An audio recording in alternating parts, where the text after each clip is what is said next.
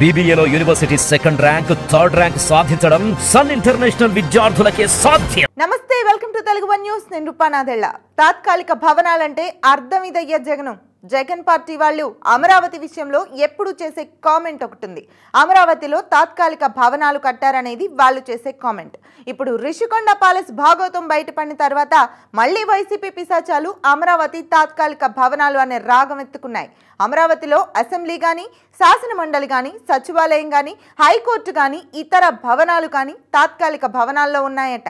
చంద్రబాబు నాయుడు అమరావతిలో తాత్కాలిక భవనాలే కట్టారు, మా జగనన్న మాత్రం రిషికొండ మీద అద్భుతమైన బిల్డింగ్స్ కట్టారు అని చెబుతూ ఆనందిస్తున్నారు. తాత్కాలిక అనే మాటకు వైసీపీ వాళ్ళు ఇస్తున్న నిర్వచనం ఏంటంటే చంద్రబాబు తాత్కాలికంగా ఉండే భవనాలు నిర్మించారని. కానీ తాత్కాలిక అంటే అర్థం అది కాదు.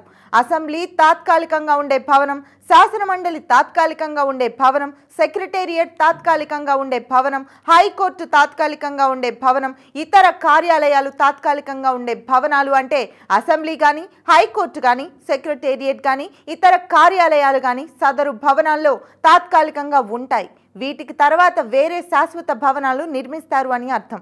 అంతేగాని ఇప్పుడు ఇవన్నీ ఉన్న భవనాలు రేకుల షెడ్డుల్లా తాత్కాలికంగా నిర్మించిన భవనాలని కాదు అర్థం. హైకోర్టు, సెక్రటేరియట్ లాంటివన్నీ శాశ్వత భవనాల్లోకి వెళ్ళిపోగానే ఇప్పుడున్న తాత్కాలిక భవనాలను ఇతర అవసరాలకు పర్మనెంట్ గానే ఉపయోగించుకోవచ్చు.